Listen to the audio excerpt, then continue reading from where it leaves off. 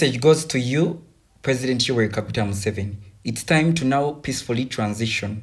Kabaka wa mweruwangulanga kirabika okuba bamututte. Police emukutte. Kakati entebe. Abadde avuma Ssabasajja Kabaka wa Buganda Akwatidwa yavumye President Museveni n'amuvuma n'amuyozaayoza ne gavumenti ye n'agamba nti beetaaga okuva mu ggwanga erya Uganda nkusaba n'osokola ngewuliriza bulunyo. Pressure yakwatibwako era ku sitiru ku misango gye gimu wabula ku guno omulundi abadde avuma yasookera kuvuma bubweni abazze balaba week ewedde yonna kati olunaku olw'ejjo ebigambo yasembeyo okwogera ebimuleetedde akabasa ku makya g'olwaleero akwatiddwa. Sooka olabemu embeera nga bw'eri. Nabagambye oba ayagala kusala nviiri anti eri gye bamutwala bamusalako enviiri. Nedda agenda afunire entebe. Amawulire agaliwo bamukutte. He has been arrested. Nga n'abaana baku apu kuno bakupika mpaka luzira bano abaana. Mwana gwe Luwangula bamukutte. Kabaka Mutebi, Kabaka Muwenda, anti bakuwa title bbiri. Mutebi kitegeeza Kabaka ali strong omugumu. Muwenda kitegeeza omufuzi. Kati gwe wasalawo n'otwala title bbiri zonna kati wasikira Kabaka ki? Wasikira Kabaka Mutebi oba Kabaka Muwenda? Ebyaturanya bizzeemu ne amolwaliro nti ebyaturanya bizzeemu wallahi okufa oba okugenda mukomera ebyaturanya bigenda kuddamu. Piwi nammwe mwetegeke gye mugenda addukira kanyenye omusingi ogwo gwe mwasiba mu mwatuwunikira oba kufa kampe.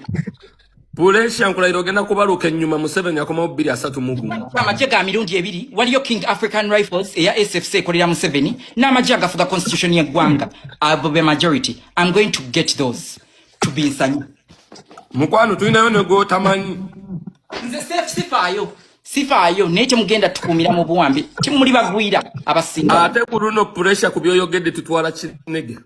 Kankubuulire mujjukire mwagende Luwero ne mutta abantu ne mulimba nti muli mu ntalo 5 years ne mutta abantu. You shall never forget. Certainly the boards z'omusajja muziveeko. Njogeredde wano gwe mujulizi. Ebirala byonna mubikole naye bolozi za Kabaka muzireke. Agana soka tubuliro lubiri mwatuula. Ate Muwenda Mutebi asituka n'agamba n'abuuza Museveni Kabaka kyoyo nikisituka mu bitama mbu mukama wange.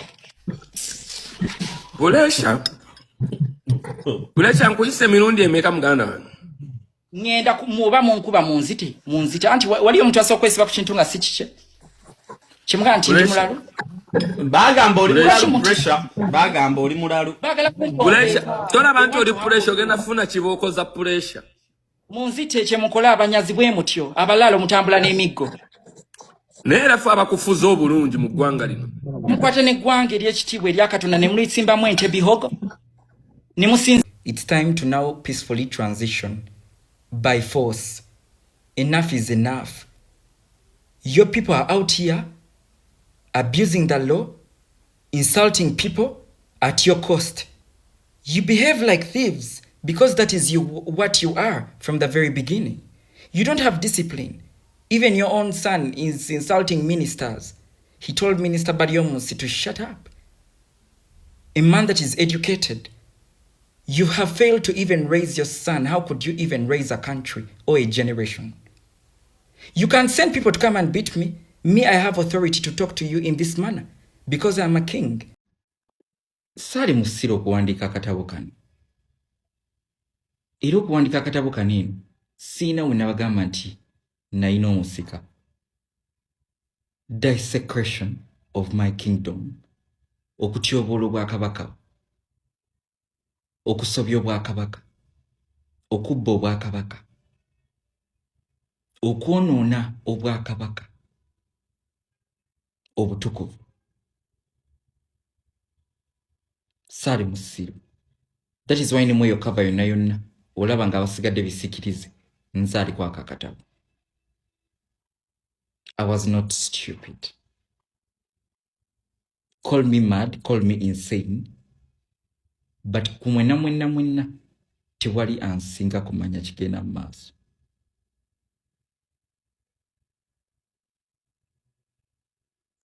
Desecration. The act of depriving something sacred. Ekintu ekitukuvu n'okityoboola I was not stupid. Do you think I was stupid?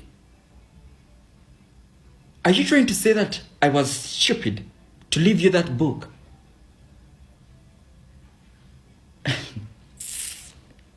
Desecration to damage a holy place.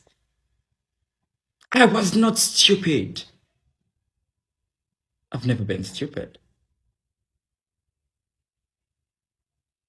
And these are the characteristics of desecration: violation, blasphemy, sacrilege, corruption, profanation, cursing, defilement, insult. Byemukola kati, right? Si byemukola? I told you were planning to desecrate my kingdom, and exactly it is what you're doing. Era mbasanze kyemukola.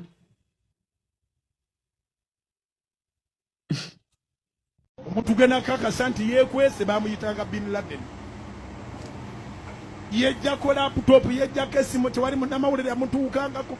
Mishoni Bobi Wine talina kubeera mu Uganda nga yeetaaya abasumba abamaseeka bonna akasente bafuna abayimbi ate kusaba blogger ab'enjawulo. Kati omu ku basumba abafuna agetutegeddeko galaga nti yoyo omukulu era kyovulaba ali musojja. Abantu basinga bagamba tasobola kubanga yeekweka naye ebyaddala olunaku leero ziweze ennaku 31 bwekyanga omwagala bangi abula ku bantu wabula pressure yazzeemu okweyita Kabaka era ebyaddala takomye ku ekyo ne Museveni amwambali n'amugamba ssebo obuyinza bw'Abannayuganda buweeyo kakati alese n'eno flag naye ono omwana olowooza tewali amuli mabega ate nga wa waggulu. Njagala osooka okuwulizemu eno flag ya Uganda mbu Ababritain gye baatwala oba Abangereza abakoloneri.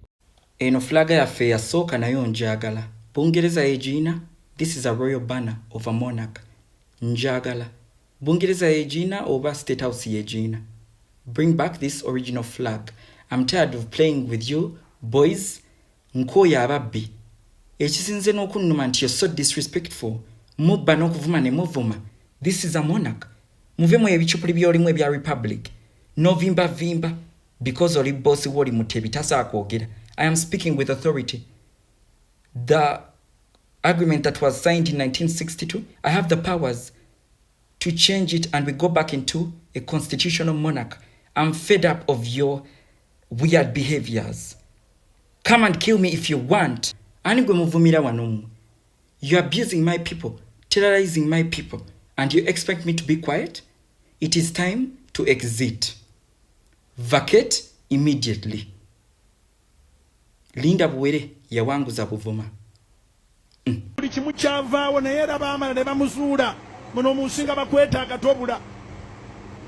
Eyo omuntu akugamba yeekwese n'afulumyayo ka vidiyo ali ku malaalo. Mpulirawo mu comment section gwe olowooza teri muntu ali pressure mabega lwansonga nti eno flag nkiwa abasinga wano muyinza okuba mwali temugirabangako yali agirabeko nawe mbule mu comment section lwansonga nti byebinuko ebintu ebyekusifu ebiteganyizibwa bantu bangi nnyo kubanga balabwa era awendooleza nti ebyaddala onalabika ayina amuli amabega amuwa information bwatu lwansonga nti ebintu ebimu byayogera bituufu byaliyo naye nga si bye bintu ebimala gazuulwa oba ebimala gamanyibwa naddala omuvubuka ku myaka gy'aliko. Kati njagala osooka oyo abemu ne wano oliwo bagamba nti bwebwene obutabeerawe niupu egenda kugwa kati nammwe ekibuuzo kiddiddwamu. Mpulidde abantu bangi nga babuuza ekibuuzo kino Kyagulanyi waatali National Unity Platform ezaako in fact nga balaba bagamba n'okugamba nti Kyagulanyi waatali ekibiina kya NUP kigenda ggwa. Kati abantu ng'abo kambawulira amawulire agagenda obbanyiza. Ekisooka National Unity Platform is not a briefcase party nti it has like 3-4 people. National Unity Platform si party ya briefcase nti erimu abantu 2-3-4 oba tugitambuliza mu briefcase nedda. National Unity Platform kibiina kinene kiina abantu bangi kiina n'abakozi bangi nti omuntu omu okuvaawo tekigaana muntu mulala ku stepping up n'akola by'alina okukola. Sigamba nti no of course president waffe tugenda mugoba mu kibiina oba biki oba avuddewo biki.